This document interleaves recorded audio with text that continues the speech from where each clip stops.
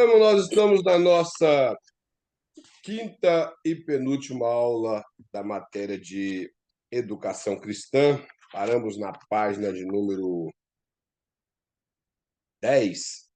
Então, nós vamos dar continuidade a partir da página de número 10.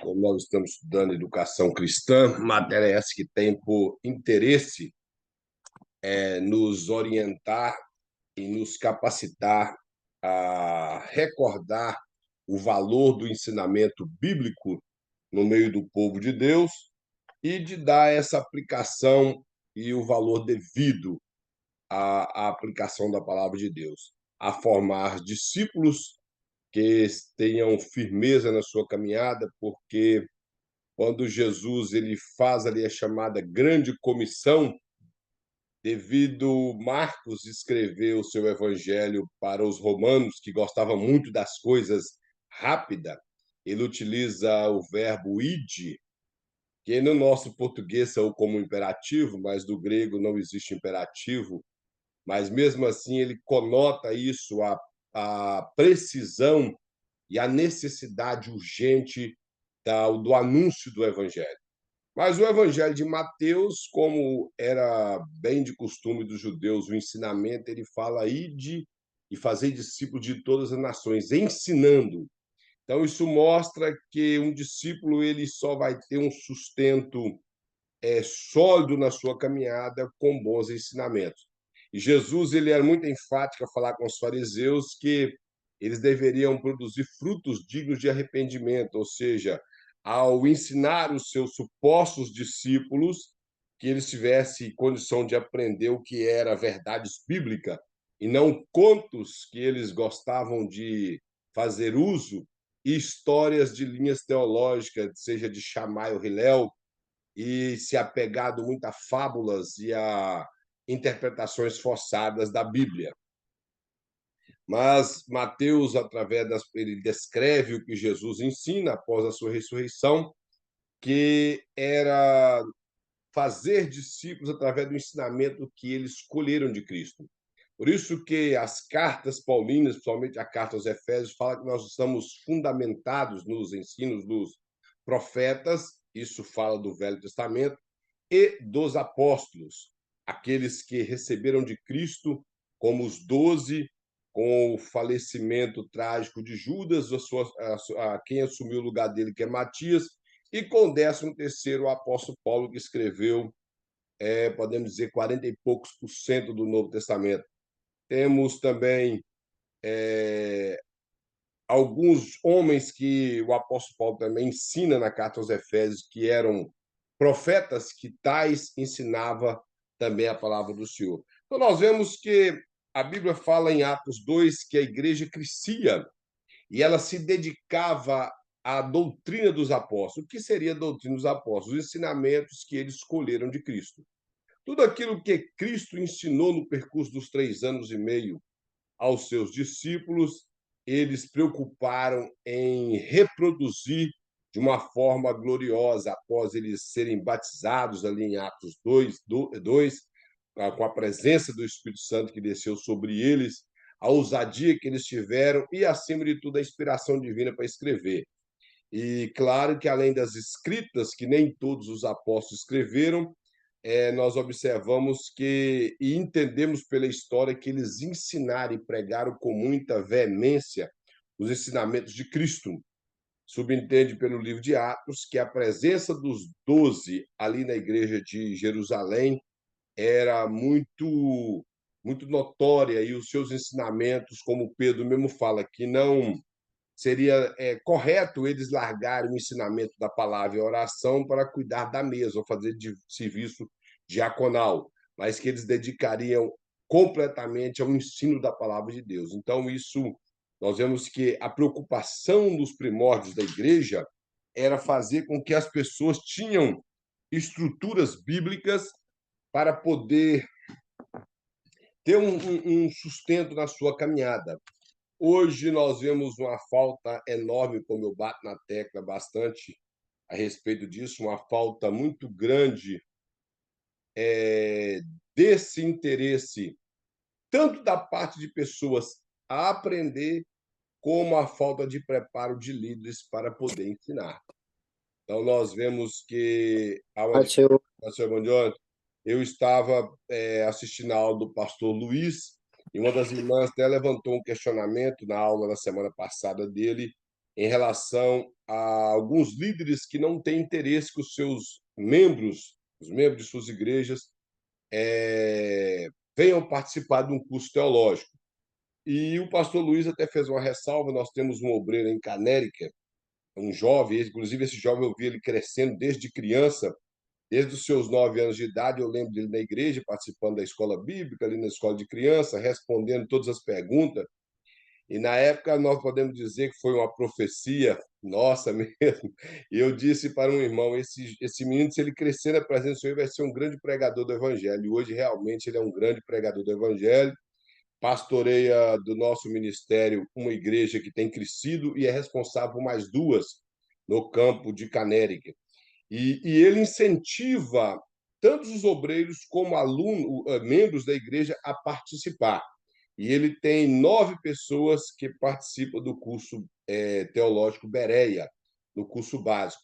Então, nós vemos que alguns obreiros não têm essa preocupação de medo e de querer proibir pessoas de estudar, mas, infelizmente, ainda tem hoje pessoas que não têm esse interesse da educação cristã. E uma educação cristã, ela é necessária para o líder ter um bom conhecimento na área teológica para preparar a sua igreja ou as pessoas responsáveis, da qual, melhor dizendo, está sob a sua responsabilidade em algum grupo da igreja. Então, irmão, na página 10, aqui na letra B, o pastor mostra assim, sobre a questão da educação cristã, na perspectiva do Novo Testamento. Como que o Novo Testamento, os escritores do Novo Testamento apresentava o ensinamento, a educação cristã para o povo de Israel. Ele fala aqui que a educação judaica ela era apresentada na sinagoga. Eu já falei que a sinagoga foram pequenos templos criados no período de Esdra, ali no período medo-persa. Foram criados ali na Babilônia, que os medos persas tiveram a Babilônia como sua sede. Foram criados para que os judeus pudessem reunir para estudar a palavra de Deus. Não era templo, como o templo era lugar de adoração e sacrifício. A sinagoga se tornou um lugar de estudar a palavra de Deus. Então, as sinagogas eram o local que eles reuniam. Como eu falei na aula passada, a sinagoga todas as pessoas podiam frequentar. Essa teoria que a mulher não entrava em sinagoga é uma teoria completamente errada. Nós vemos a mulher que foi curada de um problema na sua vértebra, que ela andava há 38 anos encurvada, e aquilo era um problema de ordem espiritual, como Jesus apresenta, que ela era presa por Satanás, então ele ministrou a cura em um dia de sábado, a qual criou certas polêmicas, que isso não era proibido pela lei, mas os judeus eles fizeram acréscimos à lei. Isso é um costume muito normal do homem, acrescentar coisas ao que Deus determina. Por exemplo, há anos atrás era Jesus mais cabelo comprido, mais saia comprida, mais dízimo, mais homem sem barba, homem que tinha que ter cabelo cortado quase no estilo militar, não só podia ter bigode, como já foi imposto sobre alguns obreiros na região de Patinga, que eles teriam que usar chapéu, senão eles seriam proibidos como obreiros, não seriam consagrados. Só que se chegasse na igreja tinha que tirar o chapéu, que aí já era sinal de falta de respeito cultuar de chapéu. E esses tipos de coisas que as pessoas acrescentam na palavra de Deus como se ela não fosse suficiente. Então, no pensamento judaico, a sinagoga era local de ensino. E eles falam também a questão dos judeus, eles consideravam os filhos uma grande, com grande alegria, e eles se preocupavam em ensinar os seus filhos. Nós vemos no Salmo 127, mas 128, que são dois salmos. O 127 foi escrito por Salomão, o 128 nós não sabemos. São dois salmos que eu considero como salmo de famílias. E esses salmos de família, ele mostra a preocupação que o salmista tinha em descrever o valor da família, e principalmente, o pastor coloca aqui o Salmo 127 como um local de ensinamento também. Fala assim, ó, ele pega a partir do versículo 3, que fala: herança do Senhor são os filhos, e fruto do ventre do seu galardão. Como flecha na mão do guerreiro, assim são os filhos da mocidade. Feliz o homem que enche desde a sua aljava. Não será envergonhado quando pleitear com os inimigos à porta. Aqui está falando nas portas da cidade, que era o local de ir discutir determinadas coisas, principalmente fazer julgamento.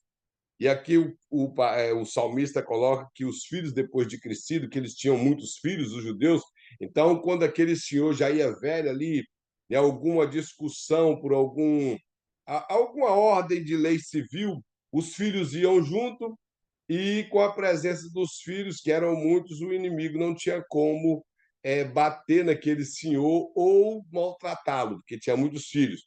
Mas ele mostra aqui a preocupação maior do pastor, é claro, em mostrar que havia, como nós vemos no Salmo aqui, ele fala da questão da edificação da casa, que o homem trabalha e edifica, e ele tem essa preocupação em colocar na mão do Senhor, que é Deus que guarda todas as coisas. Mas o Salmo 128, se você observar, o pastor não colocou ele aqui, mas eu quero fazer menção dele, que ele mostra que aquele que teme ao Senhor, ele é uma pessoa bem-aventurada, e ele anda nos caminhos do Senhor. Aí ele mostra que ele vai comer do trabalho da sua mão. O trabalho da sua mão providencia as coisas dentro de casa.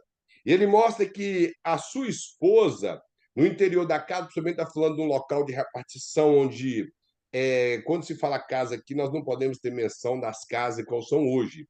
Possivelmente, se não eram em tendas, quando eram em tendas, havia a tenda da mulher e a tenda do homem. A tenda da mulher seria o local que ela cozinharia e tudo. Os filhos dormiam em tenda separada e tinha a tenda onde ficava o marido e a mulher, caso ele tinha só uma mulher, porque os homens naquela época, na tribulação, era tão grande que eles tinham mais de uma mulher. E quando tinha mais de mulher, tinha que ter várias tendas. Mas o contexto aqui parece que é daquele que tem apenas uma, que ele coloca no singular, sua esposa. Então, supõe aqui que seria o local que ela trabalhava com as suas servas. Ó, tá ficando tudo lindo. Rafinha ali, a mulher do balão. Não, e a comida nem se fala, né? Bem que ainda dá tempo, né, Elaine? Então, irmãos, aqui quando ele está falando que ele fala que que os filhos serão como o rebento da oliveira, a roda da sua mesa. É claro que o momento aqui de alimentação entre uma família judaica não havia ensinamentos da Bíblia. Ele, é claro, eles faziam o Shema e faziam proclamavam uma bênção, que isso era muito normal dos judeus, como é até hoje. Mas o interessante é essa preocupação da família estar reunida. Eu não sei se os irmãos já observaram a oração modelo, que é conhecido como oração do Pai Nosso, que ela invoca a presença de uma grande família em volta de uma mesa. Os irmãos já observaram isso? Eu não sei se os irmãos já repararam isso quando ele fala: Pai nosso que está no céu, santificado seja o teu nome, venha a nós o teu reino, seja feita a sua vontade assim na terra como no céu. Ele proclama sobre a respeito do alimento, a respeito de perdão, porque em volta de uma mesa com família sempre há esses atritos. Então, ele proclama, dá a entender, diante de uma grande mesa, a presença de um pai amoroso, um pai que está preocupado em fazer uma harmonia entre famílias, que nada mais é o que nós somos como cristãos. Então, nessa questão, irmão, da família judaica, ela tinha essa preocupação de conduzir os filhos à sinagoga para aprender a palavra do Senhor e, é claro, em volta da mesa. Aqui ele mostra mais no segundo parágrafo que os pais tinham responsabilidade definidas da educação. O pai ensinava a religião, a história do povo hebreu e uma profissão.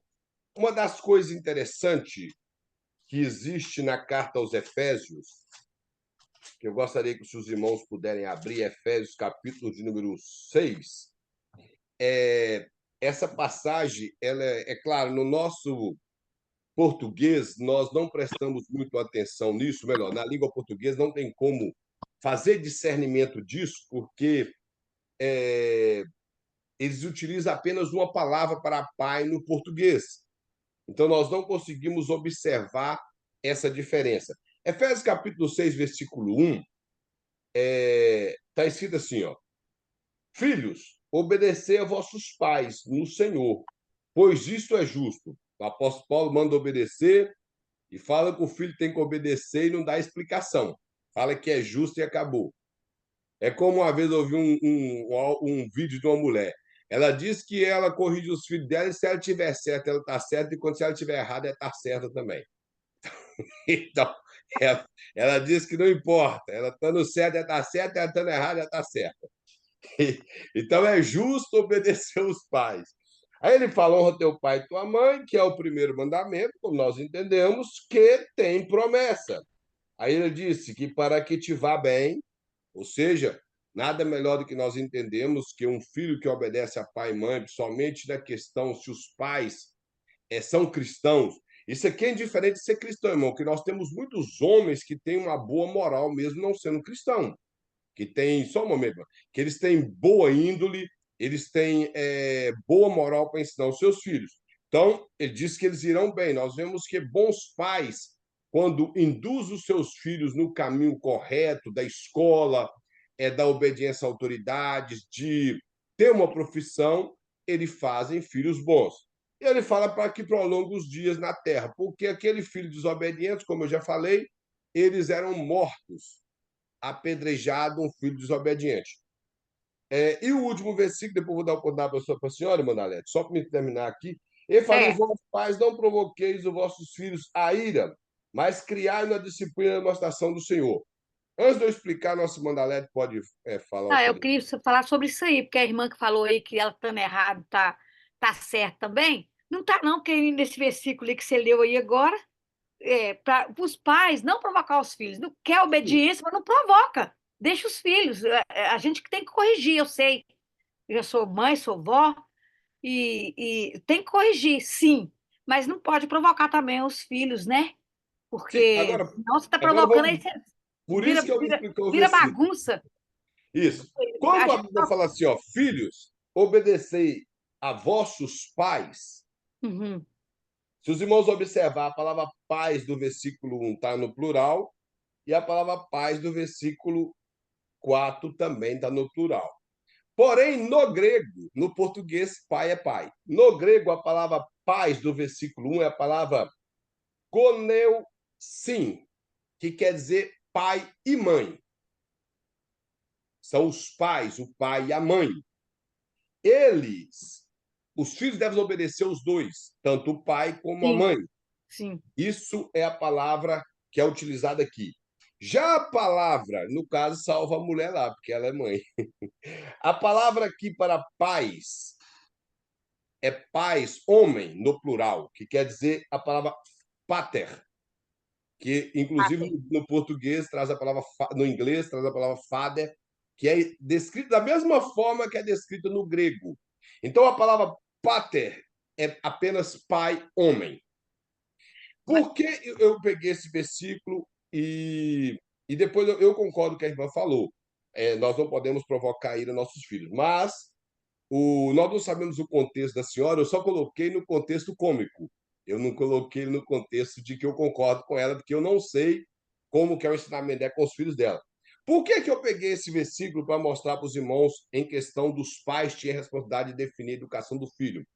Porque se nós observarmos no contexto bíblico, e até antigamente, os pais gostavam muito de ter a tutela dos filhos homens perto dele. Sempre foi assim. Os filhos homens sempre eram conduzidos pelo ensinamento do pai homem. Poucas vezes, mesmo que o pai trabalhava muito, mas sempre os bons pais tinham tempo com os filhos. Somente o filho homem. E no período bíblico, a presença de um pai com o filho, para chegar no que a irmã falou, às vezes era um pouco irritante. Então, ele poderia fazer coisas que poderia provocar a ira do seu filho. Ele poderia trazer proibições sim, desnecessárias sobre os seus é, filhos. é. Por isso que ele fala que deve admoestar. Só que a palavra admoestar, irmãos, às vezes é a palavra corrigir de forma dura. Ela é diferente da palavra exortar, que exortar é corrigir para edificar. É quando você corrige com palavras brandas. Admoestar é falar de forma dura. Só que ele disse que deve ser com a palavra do Senhor. Então, ele tem que doutrinar o filho dele de forma severa, mas pela palavra de Deus, e não com proibições, simplesmente sem explicação. Você não pode fazer, você não deve fazer. E ficar trazendo coisas pesadas sobre o filho e sem explicar o que deve ser feito. Então, provocar a ira ao filho é ficar pegando no pé dele. Agora, ensinar o correto pela palavra de Deus, mesmo que ele não goste, é o correto. Por exemplo, o filho quer ficar aí dando um de boizinho, usando brinquinho e achar que ele é dono do nariz dele. Então, ele aluga um apartamento para ele e vai lá pagar a comida É, dele, o sei. telefone dele, a internet dele, o celular dele. Se ele tem 12 anos e acha que ele pode pôr um brinquinho e achar que ele é dono do nariz dele. Então, ele vai ensinar pela Bíblia que não é correto. Não é, não é Não é correto. correto. O homem, ele não tem esse negócio. Eu, por exemplo, usei brinco com 11 anos. Meu pai não era cristão. Se ele fosse cristão como ele é hoje, talvez ele arrancaria o brinco da minha orelha. Ele falaria uma ou duas vezes, arranca esse brinco. E teria que arrancar. Então, o que eu estou dizendo é, hoje, ele é cristão. Ah, é crente, mas quer. É como aqui na América é liberado. A pessoa fuma maconha. Ele é crente e acha que pode fumar maconha porque a América liberou. A América não dita o que é bíblico. E quando, mas na Bíblia não está escrito maconha. Uma das coisas interessantes é que a Bíblia não está escrito maconha, mas lá na obra da carne, o apóstolo Paulo ele não fecha todas as obras da carne. Ele fala assim, ó, e coisa semelhante a essas. Então, tudo aquilo que estava ali e coisa semelhante. Os irmãos podem procurar na internet que a palavra. Os irmãos sabiam que a palavra feitiçaria ela é a palavra farmacoi ou farmacos. Depende do local que a palavra está na Bíblia. Ela quer dizer farmacoi, é de onde vem a nossa palavra farmácia, que antigamente a palavra farmácia é até escrito com PH. Depois pararam com essa bobeira e escreveu da maneira correta. Mas antigamente, como algumas ainda preservam até hoje, a palavra drogaria. Os irmãos lembram disso? As farmácias é escrito drogaria, drogaria Aham. Pio 12, drogaria Papa alguma coisa. Sempre eles traziam isso. Até vinculou no lugar certo, Papa com drogaria, é tudo droga mesmo. Mas a palavra drogaria foi tirada realmente da palavra grega, que é a palavra farmacoi. Por que a palavra farmacoi é utilizada lá como feitiçaria? Porque até hoje existe algumas seitas que utilizam de determinadas bebidas ou de determinadas ervas para eles entrar em transe. Os xamãs, por exemplo, fazem isso. Aquele não sei o que Daimon, que existe uma seita no norte do Brasil que utiliza muito esse negócio. As pessoas bebem para entrar em transe. Então, na época da Bíblia, as pessoas bebiam esses tipos de chá, esse tipo de coisa para entrar em transe, era onde eles praticavam as feitiçarias e bruxaria. Então, hoje, uma pessoa que utiliza de droga, ele utiliza de droga para quê? Para ele achar que está zen, que ele está feliz, que ele está alguma coisa. Então, biblicamente, a palavra feitiçaria, que é a palavra farmacói, tem relação com droga. Então, é doutrina bíblica, não é invenção. Os irmãos podem procurar. É só o irmão escrever. Palavra feitiçaria no grego. Os irmãos vão achar lá ela escrita no grego e a pronúncia. E vai ver que a palavra é farmacói, que tem a ver com drogaria e com farmácia. Que o sentido é utilizar de determinadas ervas na época para entrar em transe, para poder ter acesso melhor ao suposto mundo espiritual. Então, hoje não é diferente. Onde tem orgia, tem droga. Onde tem esses tipos de acesso ao espiritismo, tem prostituição, tem drogas, tem bebida e tem esse tipo de coisa. E as pessoas não veem isso no mundo espiritual. Então, voltando para o assunto dos pais. Se o filho inventa de ser maconheiro, ele merece uma correção dentro da palavra do Senhor e tratar ele da maneira que a Bíblia ensina, ser admoestar ele na palavra do Senhor. Então, Quando nós utilizamos da força, sim, nós provocamos a ira. Mas quando utilizamos da palavra do Senhor, isso não é provocar a ira. Isso é ensinar corretamente. Então, outra coisa que um pai na época tinha que ensinar o seu filho era uma cultura hebreia, uma cultura judaica. Era uma profissão. Os pais tinham que ensinar o filho uma profissão. Nós vemos que Paulo tinha uma profissão, além de ser alguém bem culto dentro do rabinato ou do ensinamento rabínico, alguém que possivelmente dominava, como eu já falei, 4 línguas, porque ele era filho de judeu que saiu da Judéia e foi para Tarsis. Então, ele aprendeu o aramaico, que era a língua falada no período de Jesus. Ele aprendeu o hebraico por ter estudado em escola rabínica. O hebraico era a língua dos rabinos e a língua da tribo de Levi, que preservou. Ele falava possivelmente o latim por ser alguém que foi criado em uma colônia latina, que era algo que pertencia ao Império Romano na época, Tarsis da Cilícia. E claro que ele falava o grego, porque ele escreveu as suas cartas em grego, e grego era a língua do momento na época. Então, possivelmente, ele falava 4 línguas. E, além de tudo isso, ele sendo um promissor professor de teologia veterotestamentária na época, talvez seria escolhido para alguém estar ali assumindo o lugar de Gamaliel, ou alguém importante na sinagoga, ele mesmo assim tinha uma profissão que era fazer tenda. Vemos o próprio Senhor Jesus, que ele tinha uma profissão. Ali a palavra fala carpinteiro, mas a palavra no grego ali, ela tem o sentido de construtor. Era alguém que trabalhava com madeiras e pedras.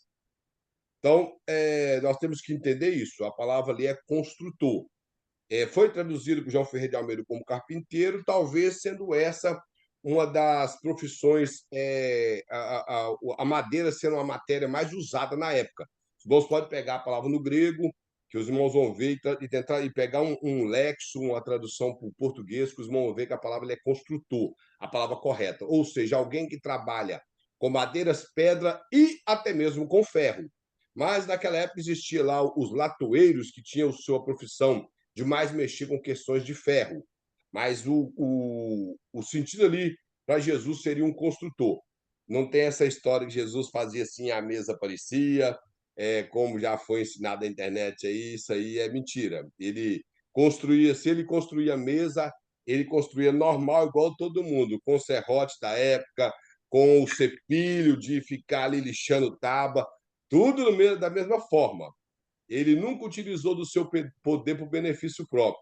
Senão, também Isaías, das 53, que é a maneira que ele representa o sofrimento de Cristo, ele fala que ele era homem experimentado em trabalhos. Então, ele possivelmente tinha a mão muito calejada. Por isso que eu não acredito naquele Jesus seco pregado numa cruz, que a sua costela dá até para tocar piano nela, de tanto osso. Eu acredito em um Jesus que possivelmente tinha um físico bom, porque ele trabalhava bastante na mão de obra dura daquela época. Então, ele não era alguém que não tinha uma profissão.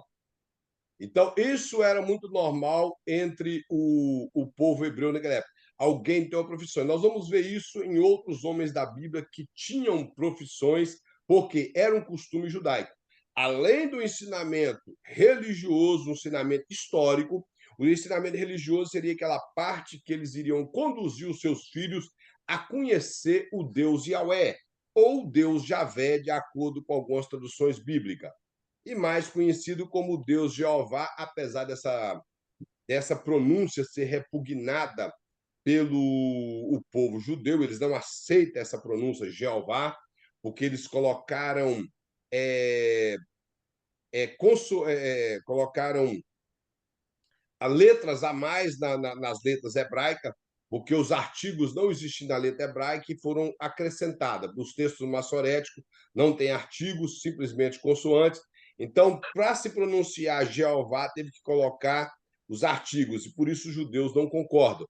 Mas talvez, nós não sabemos, a pronúncia do nome de Deus seria Yahweh, ou Javé, ou Iavé, nós não sabemos. Então, o interesse religioso dos judeus no ensinamento era esse, levar o povo a conhecer os preceitos do Deus Javé e a sua história em relação ao povo de Israel.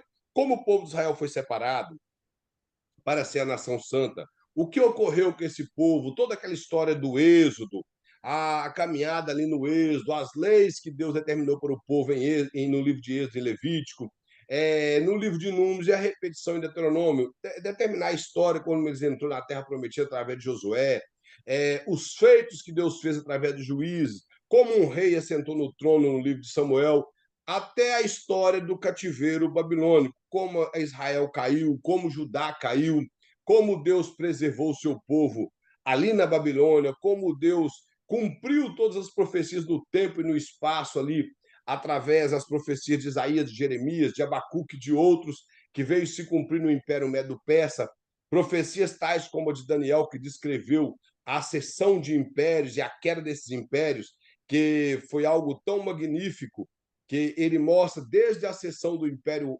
Babilônico, a sua grandeza, a sua queda, o Império Medo-Persa, o Império Macedônio-Grego e a chegada do Império Romano, que, na perspectiva neotestamentária, era o império que dominava o mundo daquela época. Então, era uma história empolgante para o povo daquela época, para as crianças daquela época, para os adolescentes, em saber que o Deus eterno cumpriu todas as coisas.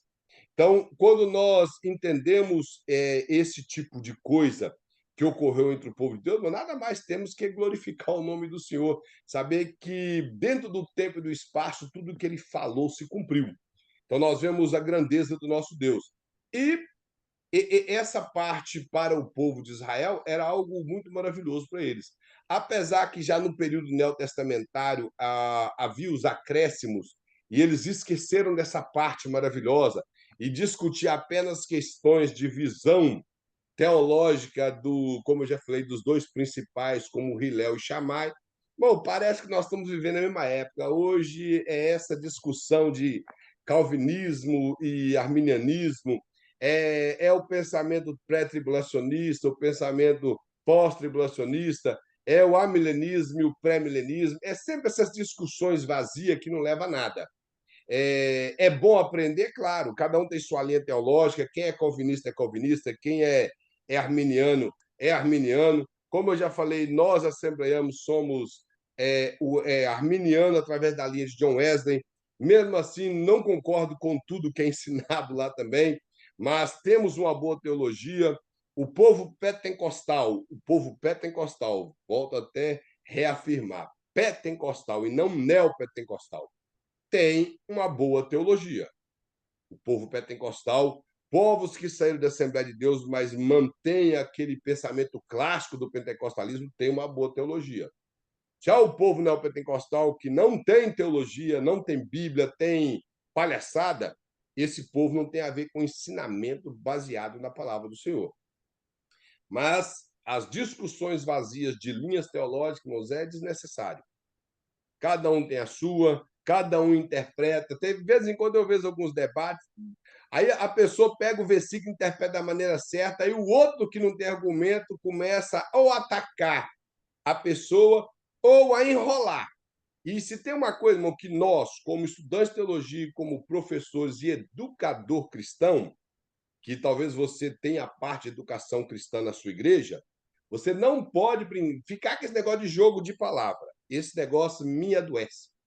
Me adoece demais quando a pessoa não consegue responder e fica com jogo de palavra. Parece ser petista, com jogo de palavra e não chega a lugar nenhum. Não chega a lugar nenhum. Tem que responder como Pedro fala. Está preparado para responder a razão da nossa fé. Se eu creio daquela forma, eu tenho que estar para responder corretamente.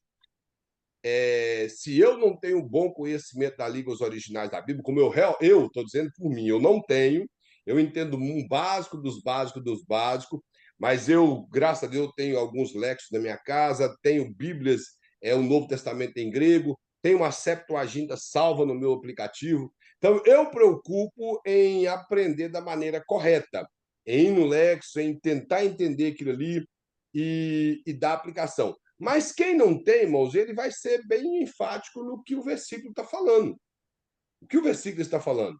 E fazer uso de algumas traduções que são mais próximas e de algumas versões que são comparativas com o grego que às vezes a pessoa fez aquela tradução de alguma Bíblia que seria uma tradução próxima do que é o pensamento do escritor bíblico.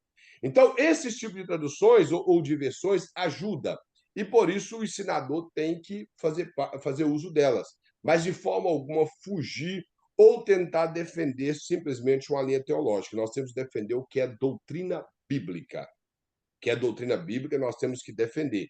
Linha teológica, cada um apresenta a sua e respeitamos, não vamos discutir linha teológica, e sim respeitar as linhas teológicas de cada pessoa.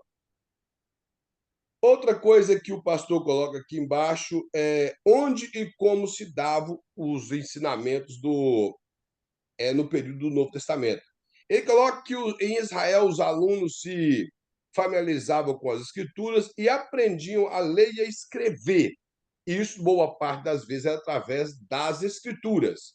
E também eles aprendiam um pouco de aritmética. Isso era muito normal entre o povo daquela época. Eles preocupavam em ensinar isso. Talvez eles não tinham todas as regras como tem hoje, todas as regras de matemática, regra de português como nós temos hoje, ou da língua hebraica, mas eles tinham a maneira que eles sabiam como aplicar a gramática hebraica na época de forma que não teria confusões de palavras. Como eu costumo dizer, é o termo Deus, que é um termo, um título, nós não sabemos, a palavra Deus, não, ele é um título de divindade que nós entendemos. Não é o nome, Deus, isso não é o nome dele. Os irmãos entendem isso, certo?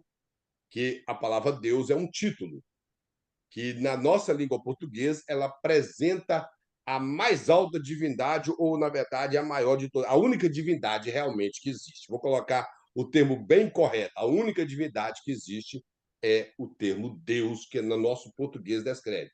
Mas na língua hebraica, que é a língua original do Antigo Testamento, nós temos vários termos em relação ao que é essa eternidade, essa divindade, que é o termo Elohim, o termo El, o termo Elohim, Elion, é, o termo que El seria o nome de Deus, que é o tetragrama, o Y, o H, o W, o H, que a pronúncia em hebraico seria Yod, Rev, Vav, Rev, mas isso não é o nome de Deus. Yod, Rev, Vav, Rev é o nome, a pronúncia das letras em hebraico. De vez em quando nós achamos aí no Instagram alguns. Para mim é perturbado. Primeiro, que eles pertencem à seita. E segundo, que eles querem dizer que o nome de Deus é aquilo ali. Igual um dia um rapaz estava falando, quando nós falamos o nome de Deus, o nome Yod Rev Vav Rev, que é o nome de Deus. Isso não é o nome de Deus. Isso é a pronúncia das letras que seria a composição do nome de Deus, que os judeus do período do Velho Testamento fez se perder esse nome, que, segundo algumas pessoas, alguns judeus sabem pronunciar, mas tem medo de pronunciar. Eu, irmão, se eu soubesse qual seria, eu pronunciaria todos os dias. Não teria medo de pronunciar, porque eu não estaria pecando, como alguns judeus ortodoxos falam que peca ao pronunciar o nome de Deus. O pecado é tomar o nome de Deus em vão. O que é tomar o nome de Deus em vão? É fazer perjúrio com o nome de Deus. Isso é tomar o nome de Deus em vão. É você utilizar o nome de Deus quando você tem interesse de mentir e usa o nome de Deus para que as pessoas à nossa volta venham confiar em nós. Jesus próprio falou o quê? Que seja o vosso falar sim, sim, não, não. O que passar disso é procedência maligna. E o texto anterior ele fala que ninguém jureis pelo que há no céu, nem na terra e nem debaixo da terra. Aí ele fala que nós não devemos fazer perjúrio, que é usar o nome de Deus nas nossas falácias, nas nossas mentiras. Só para que as pessoas à volta olhem e falem, olha como ele é cristão. Isso seria perjurar. Usar o nome de Deus em vão é isso. Blasfemar o nome de Deus é outra coisa. É você utilizar o nome de Deus com desprezo. Isso é blasfemar o nome de Deus. O Velho Testamento mostra um homem que foi apedrejado por blasfemar o nome de Deus, está em Deuteronômio. Então, nós temos que entender que o povo de Israel, eles aprendiam a ler, escrever, e essas regras eram ensinadas. Então, essa regra, por exemplo, do nome de Deus. Aí você vai no pensamento cabala, que terá os 72 nomes de Deus, e vai fazendo invencionice no pensamento cabalístico. E hoje tem um monte de gente utilizando o pensamento cabala. Lá no Brasil, que eu estou dizendo, são as comunidades judaicas brasileiras, que eu não sei como que eles conseguem fazer isso, a comunidade judaica brasileira, se fazendo judeus, querendo falar, utilizar termos hebraicos para poder. Irmãos, eu, na verdade, tem vezes quando eu vejo aquilo, eu fico tentando entender como que o cara chega ao cúmulo de ser imbecil. Aí ele fala assim: o Ravi Shaul, que quer dizer o Rabino Paulo. Primeiro que a Bíblia, Paulo, em momento nenhum, ele fala que ele é rabino. Quando ele se relaciona aos estudos que ele teve lá nas escolas de rabino, ele considera como esterco. O escritor bíblico ele foi muito cuidadoso em utilizar a palavra esterco, mas os irmãos sabem o que quer dizer essa palavra, é essa mesmo que está na sua mente, que é o que o seu apóstolo Paulo considerava os ensinamentos lá dos rabinos que ele aprendeu na sinagoga. Então, ele nunca se intitulou como rabino, ele sempre se intitulou como o enviado de Deus, o apóstolo e servo. É assim que o apóstolo Paulo se identifica. Aí fica esses judeus brasileiros que são prosélitos pronunciando os termos tudo em hebraico. Shemô, as mitzvah, é, é o Yeshua Hamashia. Então, são palhaçadas para tentar ficar ocupando espaço na igreja. Vai citar o livro de Êxodo, é o Shemot, vai citar o livro de Levite, é o Vraiká. Em vez de falar um negócio, irmão, da maneira que os pais da igreja utilizou os nomes vindo da Septuaginta, da tradução do grego, que ficou bem melhor. E essas coisas não são coisas de judeu, ir lá e falar o Bereshit, que é o primeiro livro da Bíblia, porque isso é questão deles. Aí nós vemos essas bobeiradas entre o povo hoje brasileiro que mistura o pensamento cabalístico com o pensamento dos judeus reformistas, com o pensamento dos judeus tradicionais, com o pensamento dos judeus ortodoxos, e faz uma miscelânea e tenta se tornar alguns judeus separados no Brasil e ainda inclui o pensamento dos judeus messiânicos, que os judeus messiânicos ele tem Jesus como Messias, mas não como Deus. Por isso que eu não concordo que os judeus messiânicos são nossos irmãos em Cristo. Os judeus, muito é um primo distante, qualquer tipo de judeu. Você vai ouvir alguns irmãos falando, nossos irmãos judeus. Não são irmãos judeus, a menos que são cristãos.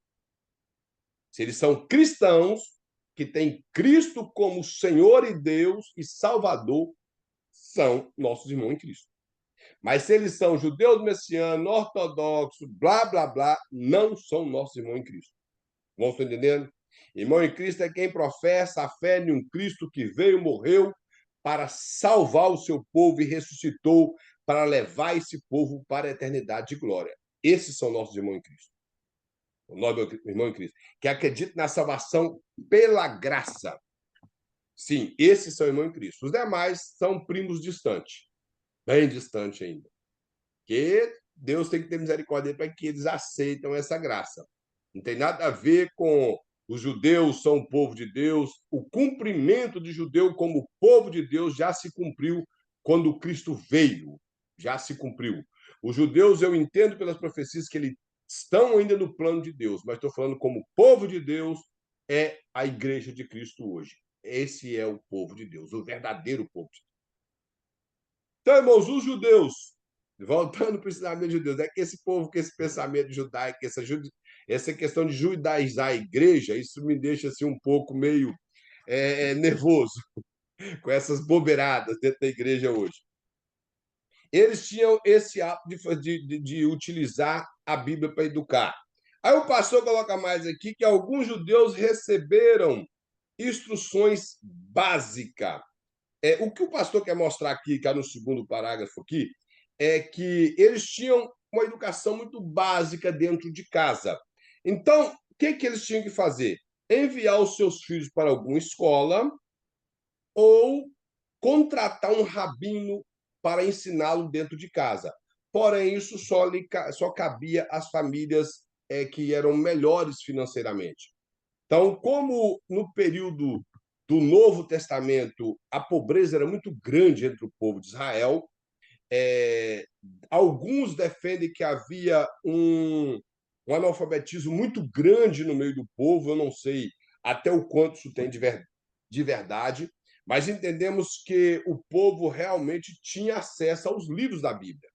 Por isso que, de forma alguma, eu concordo que Pedro e João não sabia ler e escrever, como alguns falam. Não sei se os irmãos já ouviram isso, já havia até profecia, suposta profecia, que Deus ia usar uma irmã lá, porque parece até que no momento da profecia Deus desfez da irmã, falou que ela era uma pessoa aculturada, mas que ela não precisava preocupar, porque Deus usou Pedro e João e ele foi enfático ao dizer que não sabia ler nem escrever e eu vou te usar. E eu fico tentando entender quem que escreveu a primeira, a segunda, a terceira carta de João, o Evangelho e o Apocalipse ainda. Sem que João deixa muito claro que foi escrito por ele. Lá no Apocalipse ainda fala assim: João escreve, e o que não era para escrever está determinado para não escrever. E se era para João escrever, como que não foi João que escreveu? As duas cartas de Pedro, a primeira carta de Pedro tem um grego muito apurado. Se os irmãos estudarem, os irmãos vão ver que tem um grego muito clássico. Possivelmente a carta de Pedro foi inspirada, a inspiração do Espírito Santo foi em Pedro, vamos entender, foi em Pedro, e Pedro ditou talvez para Silvano, porque Pedro faz menção dele. E Silvano era alguém de uma cultura elevada, então ele tinha um grego bem rebuscado. E talvez ele cita para Silvano na sua linguagem simples, e Silvano descreve em um grego clássico para que as pessoas tivessem acesso a esse grego clássico. As cartas de Paulo, muito que Paulo tinha um grego bem elevado, somente a carta aos Colossenses que tem um grego muito clássico. As demais é escrito num grego básico. Mas Paulo, é claro que ele sabia ler e escrever. Já João e Pedro, como alguns dizem que não, é mentira. Ele sabia ler e escrever, porque foi eles que escreveram.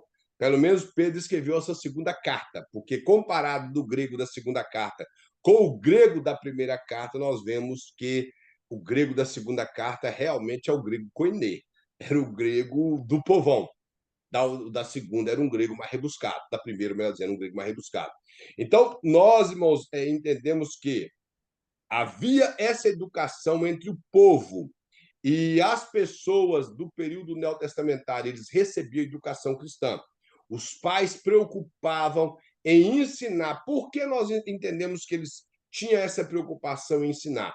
Porque a lei ela tinha que ser ensinada para os filhos até os 5 anos de idade, porque aquilo dependia da vida dos seus filhos.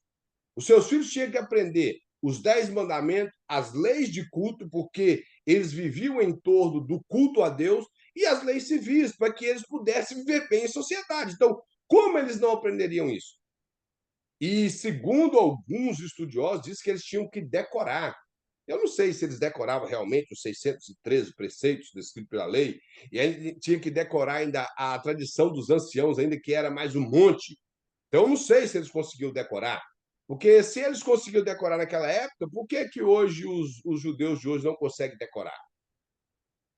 Então, eu acredito que eles tinham acesso aos rolos, e ao acesso aos rolos, os pais ensinavam os filhos através da escrita da Bíblia. Essa era a maneira que eles usavam. O pastor coloca mais aqui na página número 11, que especialmente durante o exílio, a grande ênfase foi dado em relembrar e preservar a cerimônia e os costumes antigos para manter a identidade da cultura hebraica. O que o pastor quer mostrar aqui, que dentro do Novo Testamento, além dessa preocupação em passar a lei como o preceito de Deus e trazer a alfabetização para o povo, eles também preocupavam em mostrar ao povo pós-exílio que eles deveriam lembrar de todas as cerimônias religiosas, como eu já falei, festas, aquelas cerimônias que eram compostas em Levítico, as cerimônias de purificação, e os costumes antigos, costumes que foram impostos sobre o povo, de afastar determinados povos, e, acima de tudo, os costumes dietéticos do povo, o costume da dieta religiosa que o povo teria que ter. Isso são leis dos códigos que eram apresentados nas leis cerimoniais que o povo deveria guardar. Lembrando que a intenção do cativeiro babilônico, a intenção do período que eles passaram na Babilônia era o quê? Tirar a cultura do povo de Israel, mudando nomes, mudando a sua forma de alimentação, proibição de cultos. Se os irmãos não sabem, no período da Babilônia, o povo não tinha mais o templo. É até interessante que a Bíblia fala que Daniel orava para o lado do Oriente, para o lado de Jerusalém, que seria o local que estaria o templo. Porém, o templo estava em ruínas. Mas mesmo assim, ele orava em direção a Jerusalém. Nem todos os judeus se permaneceram como cristãos veterotestamentários dentro do período da Babilônia. É só observar o capítulo 3. A Bíblia deixa muito claro que 3 homens apenas foram pegos e lançados na fornalha de fogo. Será que lá no campo de Durã só existia aqueles 3 hebreus? Será, irmãos? Só existia aqueles 3 hebreus? É evidente que tinha mais hebreus lá. Mas quem não se curvou foi apenas Misael, Ananias e Azarias. Os demais judeus que estavam lá se curvaram diante da estátua de Nabucodonosor. Vemos também no período de Esté, que é o período após o rei Ciro assinar o decreto, que muitos judeus preferiram permanecer lá na Babilônia, ou debaixo do domínio medo-persa na Babilônia. Todo esse contexto do livro de Esté ocorre na Babilônia, e não em Jerusalém. Já o contexto do livro de Esdras e Neemias ocorre em Jerusalém. É só os irmãos observar o texto. Mas o contexto de Esté está lá na Babilônia, pelo governo de Ciro Persa e de Dario dos Medos. Isso implica que muito daqueles povos permaneceu subjugado pela cultura babilônica. Pela cultura babilônica. Sem contar os outros que foram para o Egito e lá permaneceram, como nós vemos Filho de Alexandria, que era um judeu que nem sequer falava o hebraico. Se você for olhar na história, ele não falava o hebraico. Então, eles tinham essa preocupação de trazer novamente a cultura hebraica para o povo de Israel. E no percurso da história também, nesse período chamado intertestamentário ou interbíblico, que ele aborda ali o fim do Império Medo-Persa e a ascensão do Império Macedônio-Grego, nós vamos ver que o interesse de todos os reis que passaram no Império Macedônio-Grego após a morte de Alexandre o Grande foi novamente tirar a cultura do povo de Israel. Já quando o Império Babilônio, o Império Romano, dominou o mundo, eles não tiveram essa preocupação. Inclusive, eles deixaram os judeus viver tranquilo com o Deus deles, para que não tivesse problemas e mais guerras, que os judeus adorassem o Deus de Israel, que não precisava de adorar o imperador, que eles se preocupassem ali com o culto deles. Se os irmãos observar, eles criaram o Sinédrio. Se os irmãos não sabem, o Sinédrio ele era o Supremo Tribunal de Israel, mas na área religiosa. Na área religiosa. Eles condenavam pessoas pela lei, mas eles não podiam executar e matar a pessoa. Eles levavam ao governo romano apresentando os preceitos da lei e pedir a morte da pessoa, como eles fizeram com Jesus. Os irmãos lembram disso? Que o próprio Pilatos falou que julga de conforme com a lei de vocês. Eles disseram que nós não podemos matar ele, que o interesse era matar Jesus e não fazer uma correção religiosa, e sim matar. Então, eles tinham essa preocupação de reeducar o povo. Irmãos, essa questão de reeducar o povo é algo tão interessante no nosso dia que muitas igrejas precisam de passar por isso. Reeducar o povo de Deus nos ensinamentos bíblicos, na história, na ação de Deus na história, na presença de Deus na história e mostrar o quanto Deus da história vétero e neotestamentária, da história bíblica, ele é presente hoje. Ele permanece como é. E essa falta do conhecimento do Deus da história bíblica faz com que o povo hoje tenha um Deus diferente. Eles criaram uma imagem de um Deus na própria mente que não é o Deus bíblico. Então, precisa passar por essa reeducação. O segundo ponto, eu falo os métodos de ensino. Falei que os judeus utilizavam o método da memorização dos textos e palavras. Isso era muito comum no meio do povo judeu, eles se preocupavam com isso. Por isso que boa parte da escrita hebraica é utilizada através de forma poética, porque a poesia ajudava as pessoas a memorizar. Eu não sei se os irmãos já repararam que boa parte, somente do livro de Salmos, eles trazem muita coisa que é chamado de, na questão hebraica, que é chamado de paralelismo. Eles fazem paralelos de uma coisa com a outra, levando a pessoa a, por exemplo, o Salmo 15, quando ele fala assim, o salmista pergunta: Senhor, quem habitará no teu tabernáculo, quem morará no teu santo monte? Tabernáculo, Jerusalém, estava falando, e santo monte era o Monte Sião, onde foi edificada a cidade de Jerusalém. Porém, eles estavam falando disso, não, eles estavam falando do céu, tabernáculo eterno, e Sião, em referência à eternidade com Deus, ao santo lugar que é onde Deus mora. Então, isso é chamado de paralelismo. Isso ajudava na memorização dos ensinamentos judaicos.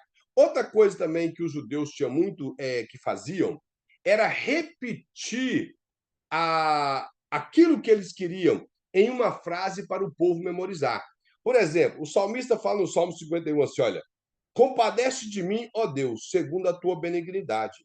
Segundo a multidão da tua misericórdia, apaga a minha transgressão. Ele está falando de uma coisa só. Porém, ele repetiu de forma diferente para as pessoas memorizar. Ele fala: compadece de mim. Ou seja, tenha misericórdia de mim. Ele vai e fala: segundo a tua benignidade. Ele fala: segundo a tua misericórdia. Então ele fala: comunidade segundo a multidão da sua misericórdia. Apaga as minhas transgressões. O versículo 2 ele fala: lava-me completamente da minha iniquidade e purifica o meu pecado. Não é a mesma coisa, não? Lava-me da minha iniquidade e purifica do meu pecado. Iniquidade, é claro que ele está falando de quebra de preceitos de Deus.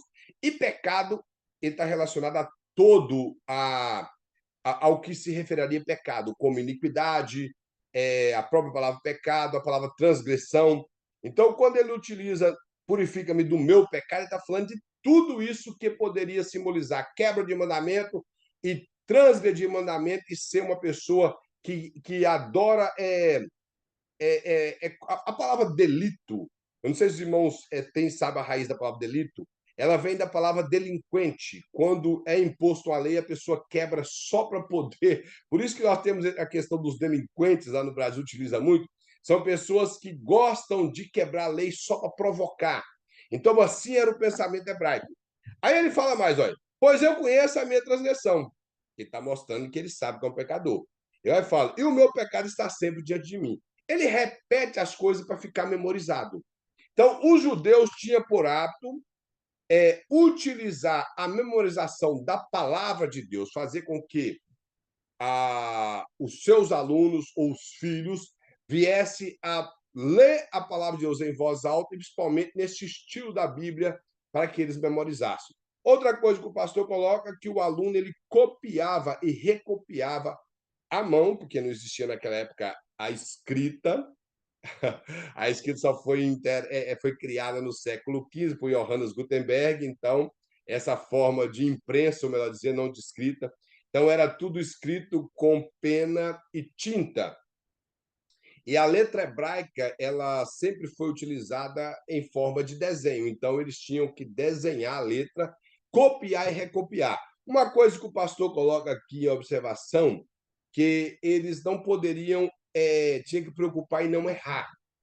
Errar seria tirar ou acrescentar letras. Esse seria o erro na palavra hebraica. E quando nós estudamos a bibliologia ou a introdução à Bíblia, nós aprendemos que os judeus ou os copistas, os escribas do Velho Testamento, eles tinham muito cuidado com isso. Quando eles erravam em uma cópia, não importa o quanto eles tinham feito a cópia daquele livro, era jogado fora e queimado, para que não ocorresse o risco de alguém achar aquela cópia e inserir ela algum rolo da Bíblia, ou guardá-la com selos e inserir algum rolo, e aquilo ser lido e relido e transmitir uma doutrina errada. Exemplo, nós vemos o nome de Abraão. Abraão foi acrescentado apenas um H, que seria Abraham, na verdade, que o B ele tem som de V. Avraham. Ele acrescentou apenas um H e mudou completamente o significado do nome de Abraão que nós temos em nosso português. Outro nome na Bíblia, que na verdade ele é usado até no erro do português, é o nome Jacó. Todo mundo que já ouviu que Jacó significa ladrão, enganador, na verdade, eles até falam assim, suplantador. Suplantador é uma palavra um pouco assim forte, mas suplantador não tem a ver com esse pensamento de muitas pessoas, que suplantador é o enganador, é o malicioso. Não. Suplantador vem de suplantar. Suplantar é pisar. Isso é suplantar. Só que a pessoa fala, já agora é suplantador. E na hora do suplantador, ele faz aquela voz assim. As pessoas vão e tem que suplantador é algo pejorativo e ruim, mas na verdade não é. Suplantar quer dizer calcar, pisar, é quem está por cima. Isso é suplantar. Então, Jacó, ele é suplantador porque ele estaria por cima e nada a ver com isso. Agora vamos lá. O nome Jacó, ele vem do hebraico como Yaquev. Yaquev. E que quer dizer aquele que agarra. Então, qual o significado do nome de Jacó? Aquele que agarra. A Bíblia diz muito bem, ele chamou Jacó porque ele nasceu agarrado no calcanhar do seu irmão. Não é certo? Não é assim que está na Bíblia? Então, Jacó não significa enganador. Ele utilizou de artimanhas de engano, sim, quando ele ajudou sua mãe a enganar o seu pai. Quando ele comprou a primogenitura de Esaú, ele não usou de engano. Ele usou de astúcia, não de engano. E astúcia nós usamos. Ele foi inteligente, a primogenitura interessava a ele, ele estava cozinhando, Esaú aparece no momento que ele estava terminando, cheirando bem, ele era bom para cozinhar, porque foi criado pela sua mãe, e já Esaú gostava de fazer o que o pai dele queria que ele fizesse.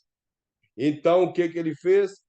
Vendeu, tipo, eu vou morrer, que me interessa a primogenitura, eu estou faminto, eu estou preocupado. Só que ele vendeu e esqueceu, mas quem comprou não esqueceu.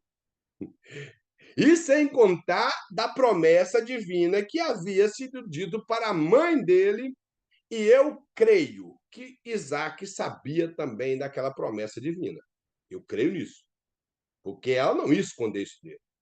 Então, quando ocorre toda aquela história que todo mundo conhece, que eles enganaram Isaac, e ele volta, se os irmãos observar o texto, ele fala assim, e por um acaso não é o nome dele Jacó, que me enganou? Só que no português a palavra ali saiu Jacó, porque tem a mesma raiz. Mas no hebraico a palavra lá é Iakev e não Iakav. E a palavra Iakev que tem a raiz de Jacó, da palavra Iakov ou Iakav, que é a palavra enganar. Então ele fez um trocadilho com o nome do irmão dele, como muitas pessoas costumam fazer trocadilho com alguns nomes engraçados. Os irmãos sabem disso, que isso ocorre.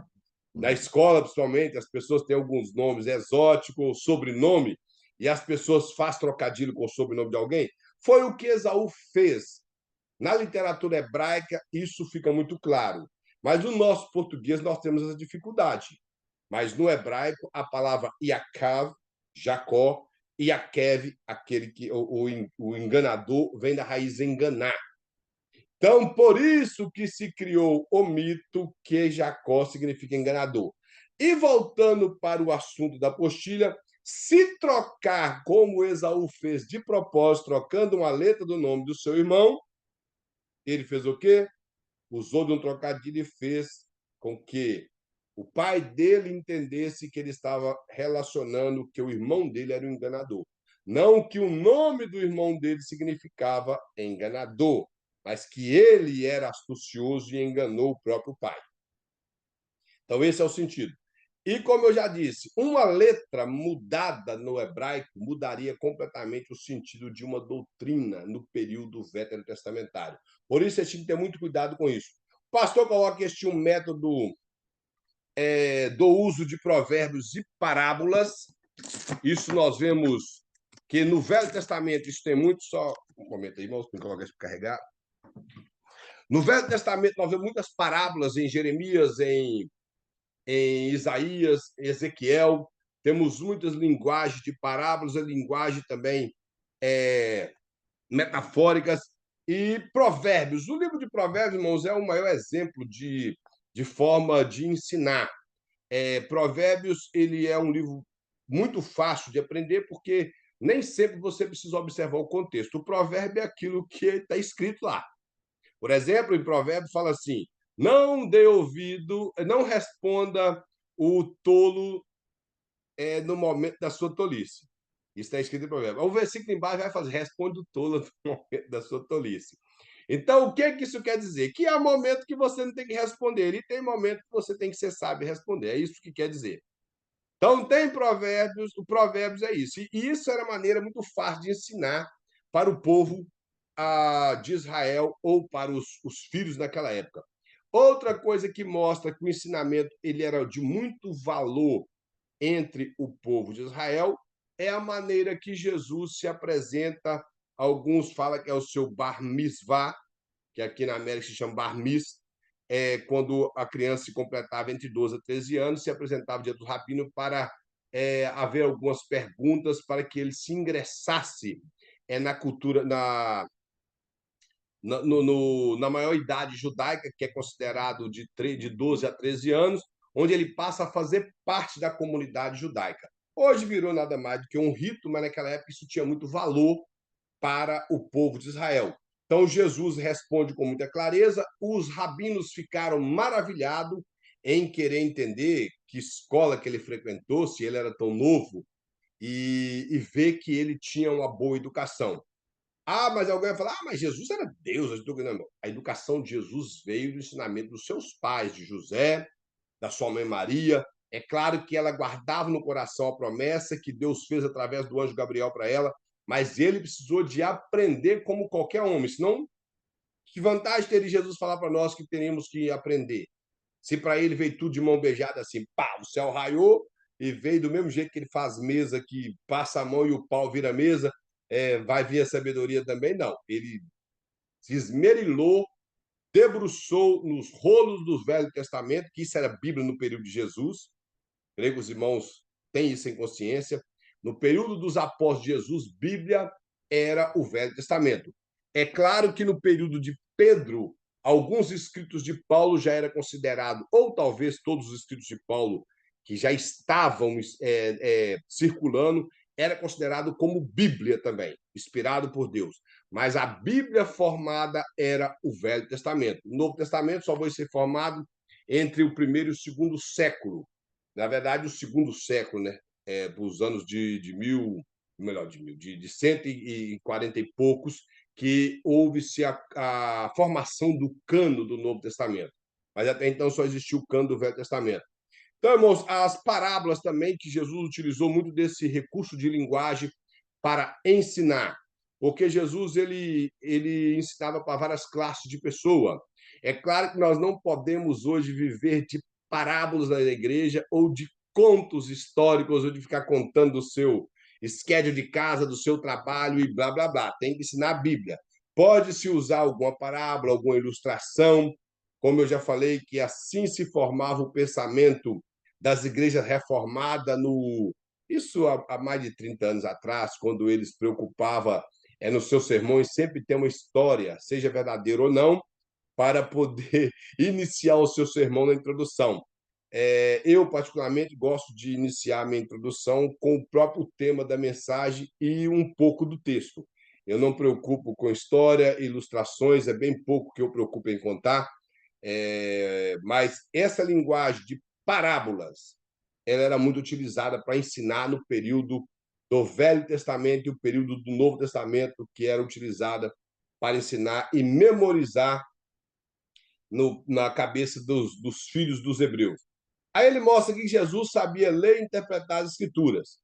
Provavelmente aprendeu em casa, como eu já falei, e recebeu educação elementar comum à maioria dos meninos judeus daquele tempo. Eu, particularmente, creio, assim, irmãos, que Jesus ele aprendeu como qualquer criança daquela época aprenderia. Nada veio assim sobrenatural, como muitos podem querer dizer. Jesus ele aprendeu, ele estudou os rolos do Velho Testamento, e como Deus inspirador daqueles rolos, que ele é, porque o Espírito Santo e Deus é um só, ele interpretou da maneira correta, dando a aplicação da lei na forma espiritual que era para ter sido no período dos fariseus e escribas. Eu não sei se os irmãos já perceberam, no Velho Testamento não havia essa dificuldade de interpretação do que estava escrito no Velho Testamento. É só observar quando os reis mandavam consultar um profeta ou um sacerdote a respeito da interpretação daquela passagem e vinha e não tinha questionamento.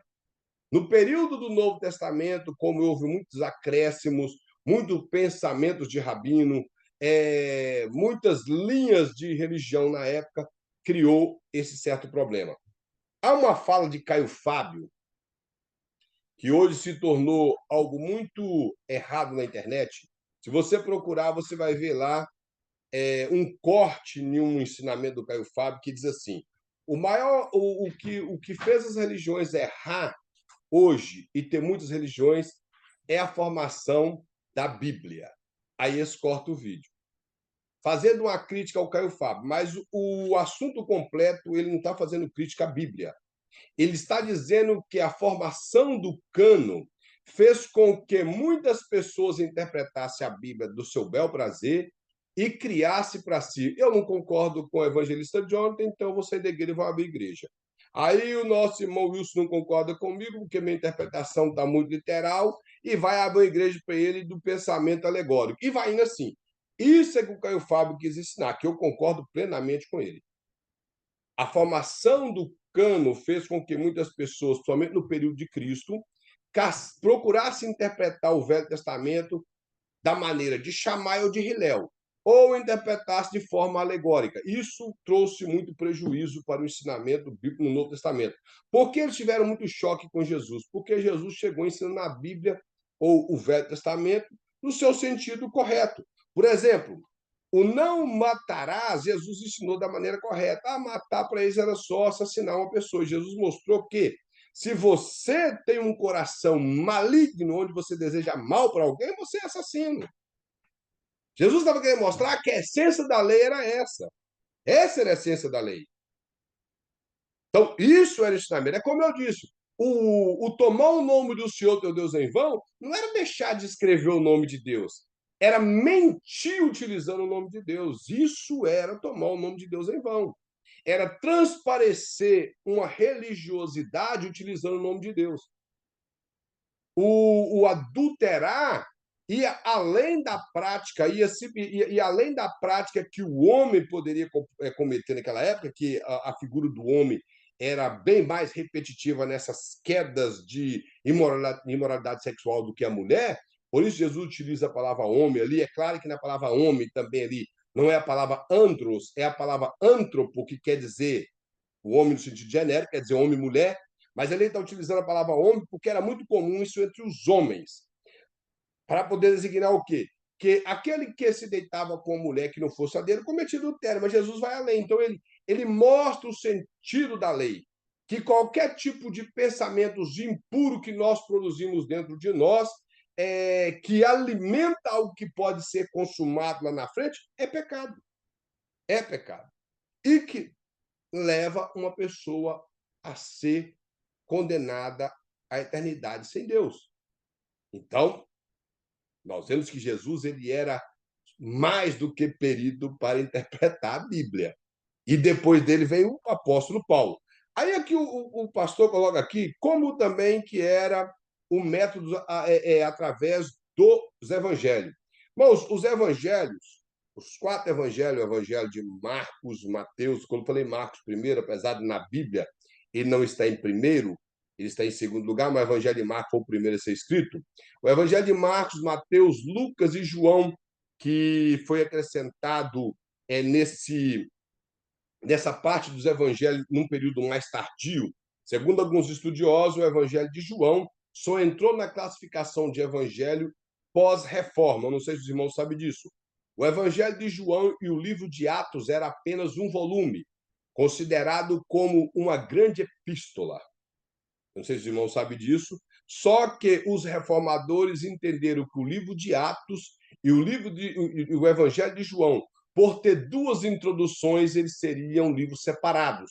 E que também o Evangelho de João não era uma epístola, e sim um livro que, mesmo que contém um grande agrupamento de teologia, ele ainda fazia parte de uma, não vou falar uma biografia, mas um pequeno relato histórico a respeito de Cristo. Então, ele é um evangelho e não uma epístola. E o livro de Atos, ele é o compêndio histórico da igreja. Os evangelhos, ele retrata a maneira que Jesus ensinava. Ele mostra toda a maneira pedagógica que Jesus utilizou para transmitir a palavra de Deus, para poder interpretar e aplicar a lei da maneira correta. Ele mostra aqui, o pastor coloca que Jesus ele é o mestre por excelência. Não temos o que como descrever a maneira magnífica que Jesus ensinava. Jesus conseguia penetrar a alma das pessoas. Eu não sei se os irmãos conseguem ver no Sermão do Monte a maneira que Jesus ele tocou várias classes de pessoas. Ele abate a soberba dos fariseus, ele debate os herodianos, que eram um grupo religioso e político, ele debate os essênios que gostavam de viver separados e se achavam melhor. Ali só no Sermão do Monte, que era um grande número de pessoas que estavam ouvindo ele debate ali os zelotes que gostavam de pegar em espada para ir. Era hoje, nós podemos dizer, os militantes evangélicos que querem resolver tudo na ignorância e nos problemas. Esse dia mesmo, eu e minha esposa estavam vendo aqui, havia uma marcha de Exu, eu não consigo nem entender isso, uma marcha para o diabo, ou sei lá, para um desses trem adorado aí no candomblé, uma marcha para Exu, e lá estava, irmãos, um povo que se diz evangélico, criando problema com aquele povo.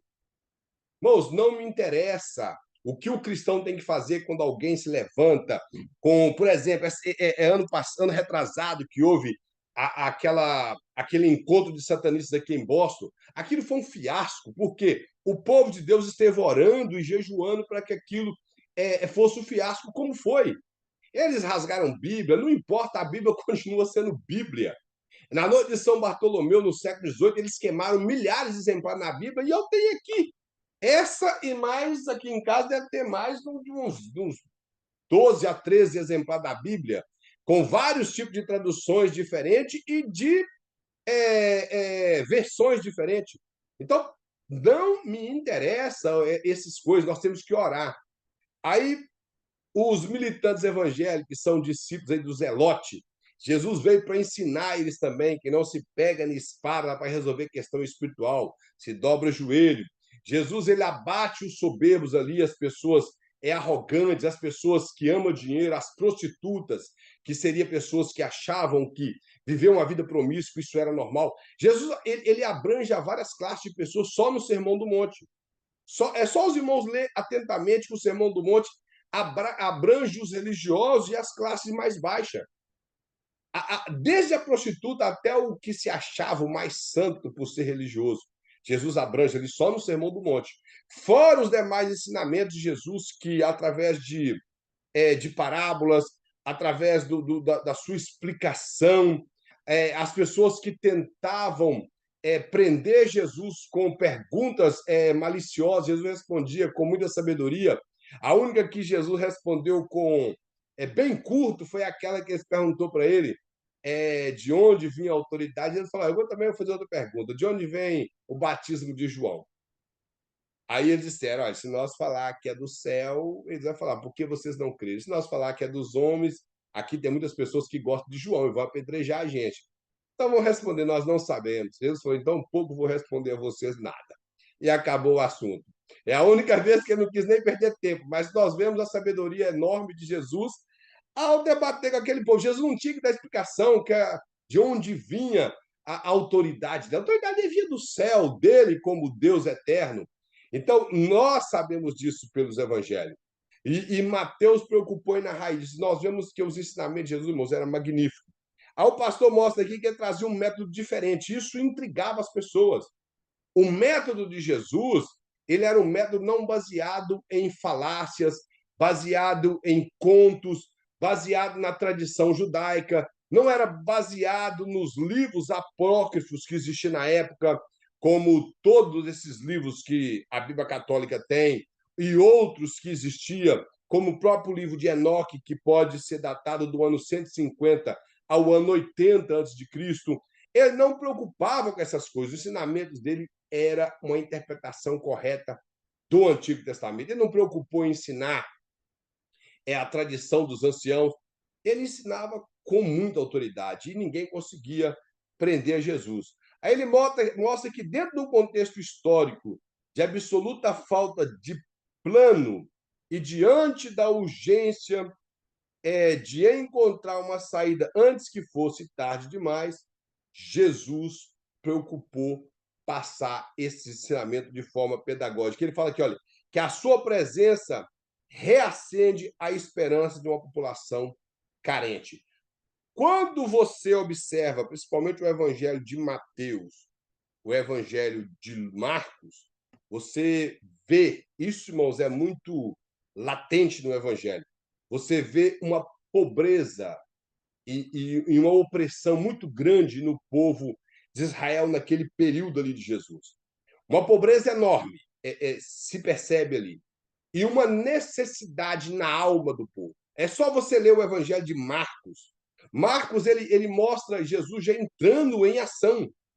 Ele fala, princípio do Evangelho de Jesus Cristo. Ali, com 2 versículos, ele narra o batismo e a tentação de Jesus e já entra no que Jesus fazia, mostrando a pobreza e a necessidade espiritual do povo. O Evangelho de Mateus mostra mais a pobreza. Ele é muito claro devido à miséria do povo naquela época. É só ler com alma e com atenção que nós vamos perceber isso nos evangelhos. E essa carência levou o povo ao quê? A buscar recurso em qualquer área.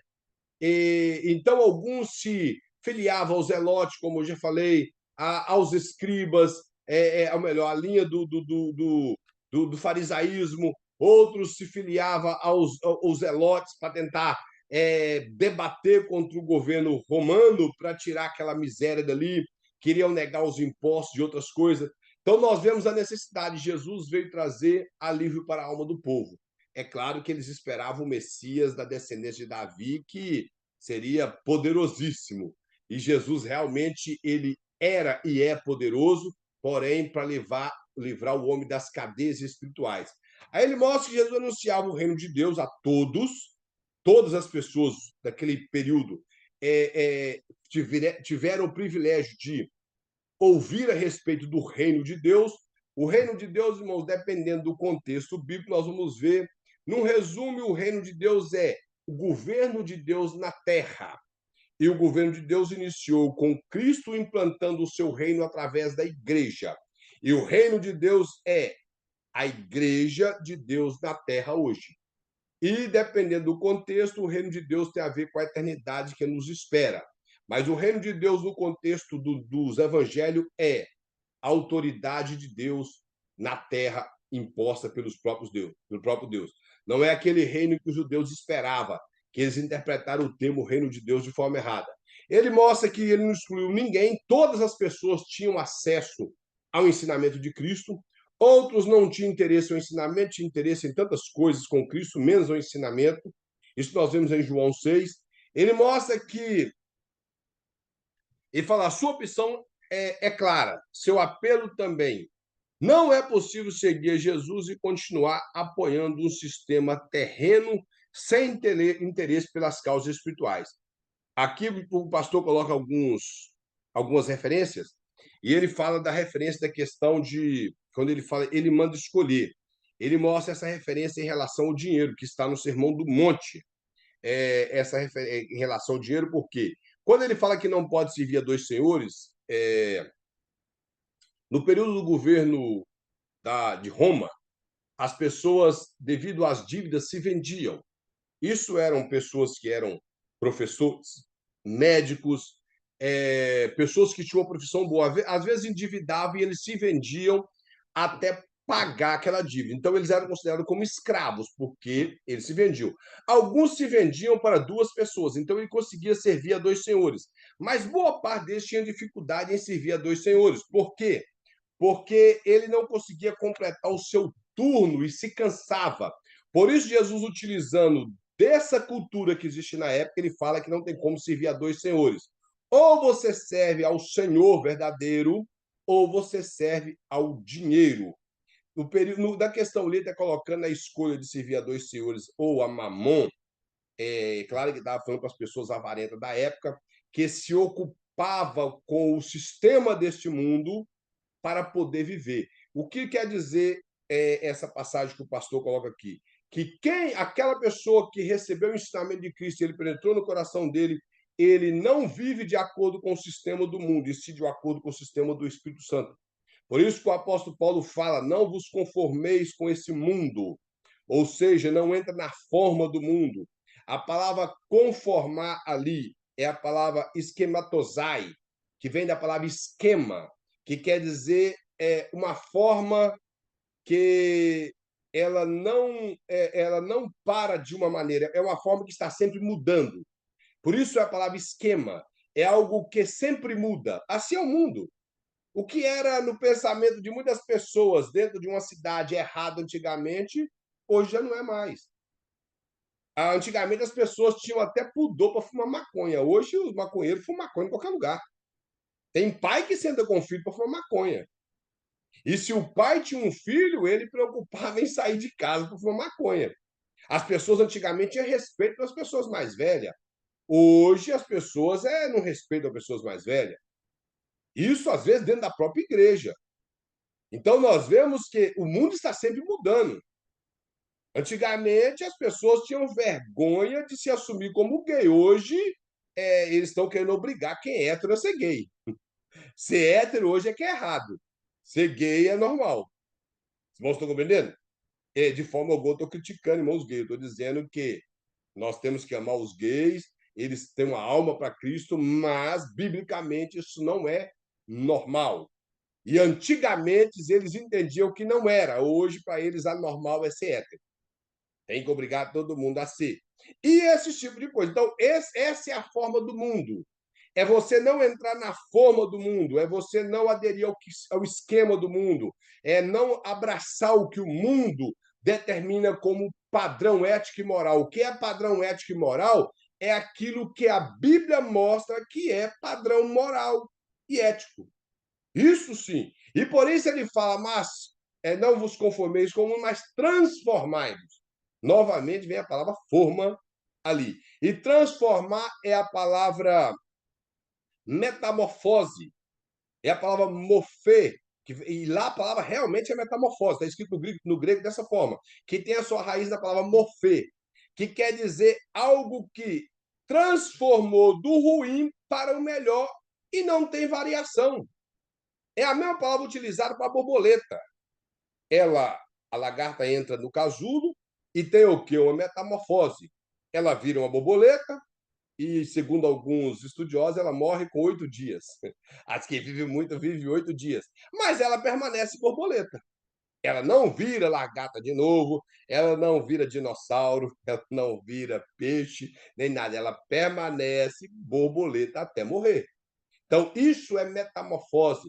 Nós saímos do esquema do mundo e fomos transformados, passando pela metamorfose da ação do Espírito Santo e da palavra de Deus em nós. Então, nós não conformamos com a maneira de viver mundana. E essa era a perspectiva dos ensinamentos de Cristo. Mudar o interior do homem. Fazer com que ele tivesse uma lavagem por dentro.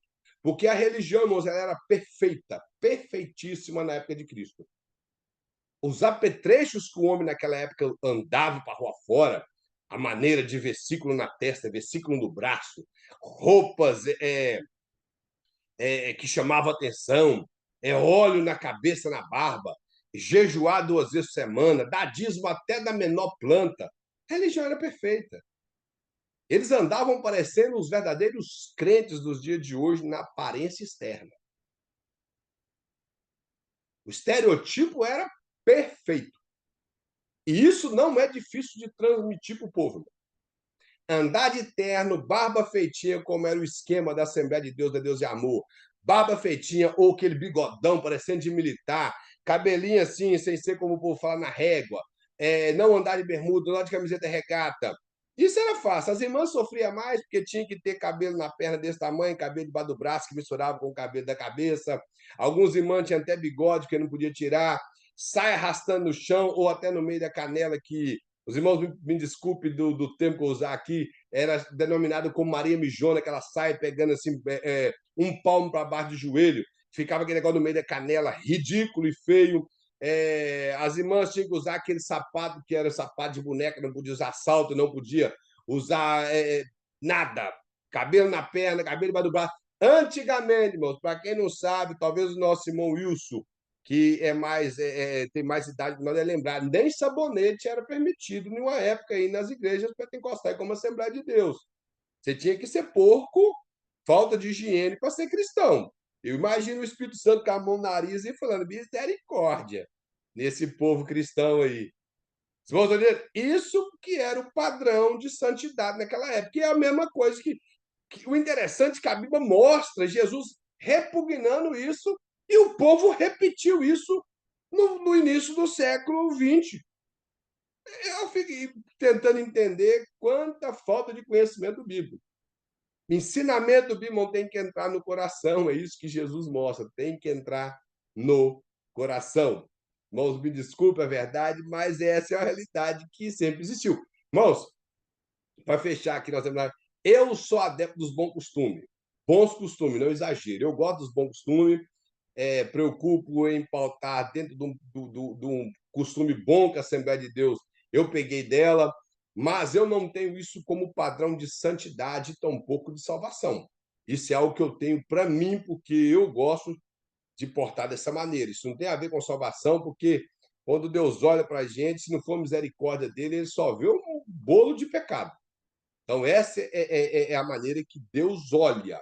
Se ele não olhar para nós através de Cristo, a única coisa que ele vai ver é por isso que Moisés, quando ele colocou a segunda tábua dos 10 mandamentos, ou a segunda cópia das tábuas dos 10 mandamentos na Arca da Aliança, que ela representava um padrão ético e moral e espiritual que nós não teríamos como alcançar, eram os 10 mandamentos. Eles estavam guardados dentro da Arca da Aliança, e a Arca da Aliança foi confeccionada uma tampa para ela que é chamada de propiciatório. E esse propiciatório, ele tampava a Arca da Aliança de maneira que Cristo representa o propiciatório. Ele cobriu a lei porque ele cumpriu toda a lei. Ele cumpriu toda a lei por nós. E por isso que lá em Colossenses fala que ele rasgou a cédula que nos era contrária e cravou-a na cruz e despojou os principados e potestades. Por que Paulo escreve isso? Parece não haver uma coisa, o versículo 14 com 15, parece fugir do contexto, mas não. O que o diabo utiliza até hoje para tentar condenar o cristão quando ele erra? Você quebrou o mandamento tal. Você fez isso, o Espírito Santo saiu da sua vida. Quando a Bíblia fala que Jesus pegou a cédula que nos era contada, ou seja, os 10 mandamentos, e cravou na cruz, quer dizer que ele cumpriu toda a lei.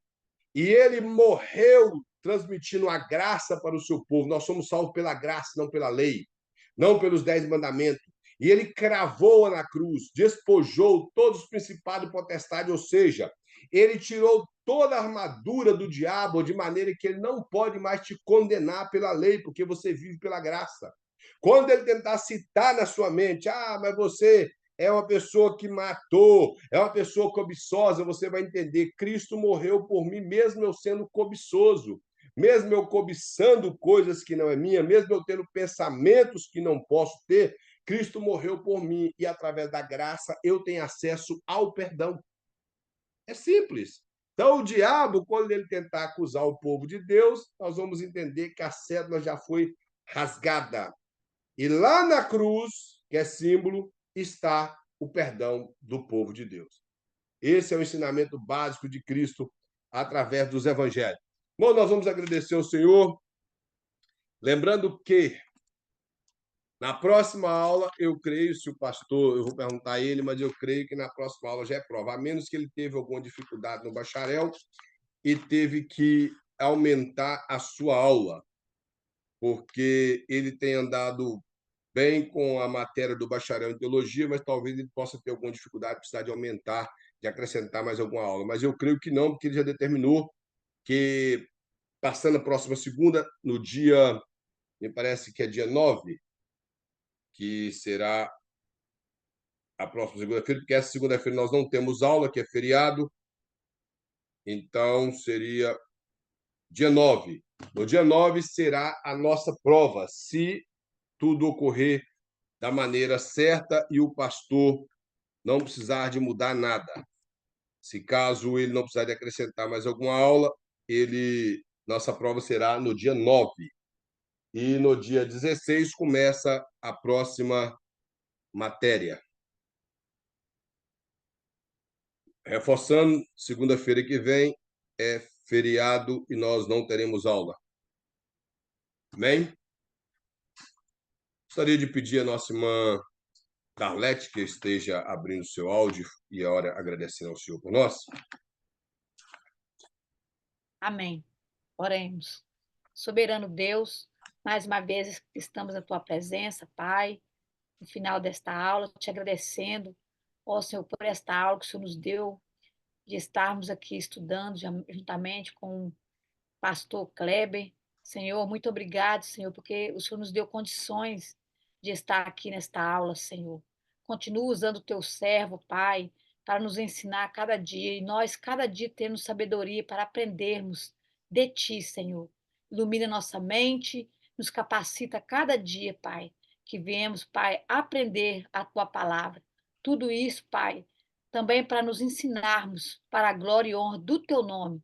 Te agradecemos, Pai, por esta oportunidade, Senhor, de estarmos aqui, no nome de Jesus.